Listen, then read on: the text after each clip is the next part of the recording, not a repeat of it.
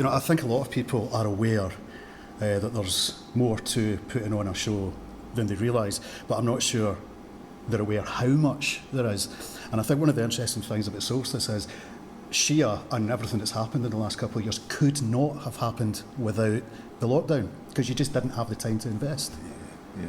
Being able to spend that amount of time on recording and creating is just not an option in real life for us. We're musicians, and all of us, we teach, we run workshops, we do bread and butter gigs, we play functions, all those things that a musician has to do. And there's just no way that we could have put that time and energy in without lockdown. I think it's interesting though that, you guys are all, your work is still music. It's not like you're an accountant. I do paid work as a writer, and it's always informing the real work I want to do, the creative work. So you're always learning, but then it must get frustrating that this is all the theory and not the practice. You're putting other people out in the world to play their gigs, and you're not getting to play yours. Yeah. I mean, I run workshops. Me and Jenny run workshops for Kielty bands, right? Help bring on Kielty bands. Then those Kielty bands go out and take our work. Excellent. But people say, you meet someone for the first time. Oh, what do you do? Yeah, I'm a musician. And they go, yeah, but what do you really do? And actually, what we really do is we do work in music, but to work in original music, it's always been the same. There's no money for that. So why do you do it? Because that's where the joy is in my life, in what we create and play together, perform together. A phrase I always use is like, I'm driven to do it, I have to do it. I feel very seriously, this sounds even more hippie than you usually do, but I always say this is my contribution to the human experience. I'm going to leave the stories that I told that help other people perceive their life in a way. It's a duty, it's a moral responsibility I have to contribute something that I feel is important, and I do. I take it that serious. I'm sure you're the same. I'm totally driven. I have to do it. And in the intervening years between the 80s when we were first out and about, and we were kind of young guys living off the taxpayer, the way I've dealt with that is to do the occasional album, which takes years to do, literally. And then as a band, we'll just go out and do a few gigs, and it's just enough to feed that need, and it's a joy to do it. And because it's just a few gigs, it's okay. Everyone's happy to contribute to the cost of doing it, right? Get together, do some rehearsals, go out, do 2 or 3 festivals. It's amazing. No one's losing too much money because they can get back to their day jobs, and we love playing together, man. I mean, that's obvious. I mean, that's why the band are into it.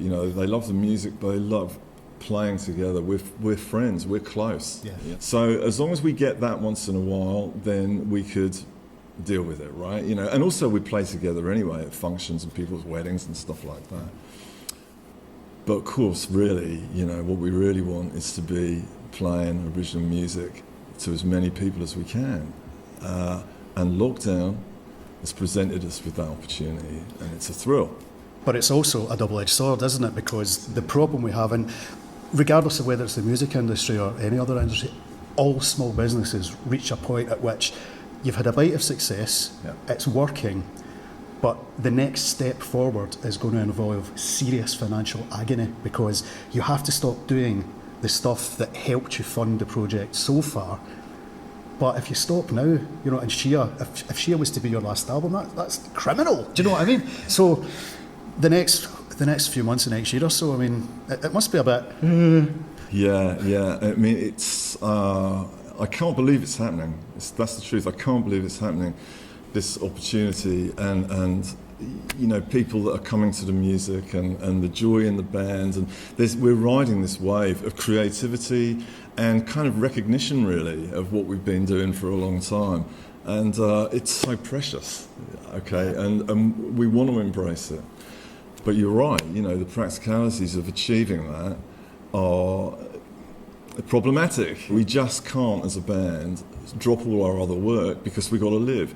And there is, in original music, original art of any kind, this. Absolutely. There is no money for it, right? So how do we do it? You die. Van Gogh didn't sell a single painting in his life. So the sooner it's over, the sooner we become successful. What's that about? Yeah, you die and then everyone wants a piece of it, yeah. I want to book Solstice because you're a magnificent band.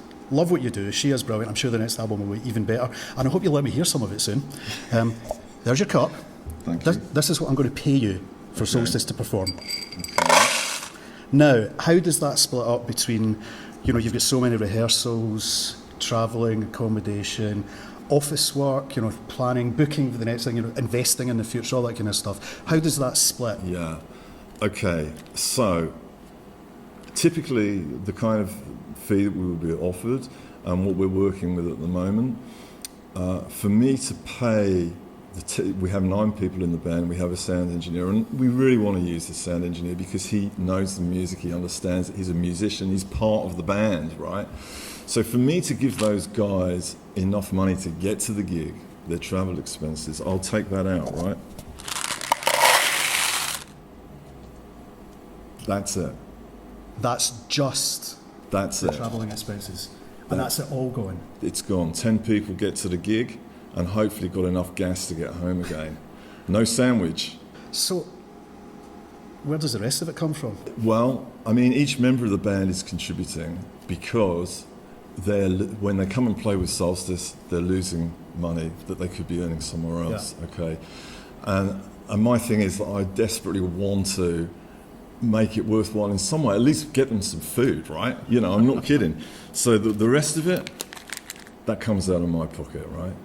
But we can't keep doing that. No. I can't keep doing that, I'm just a music man, and my long-suffering family, and I spend hours, days, all the time, every moment, trying to make this thing happen, make it possible.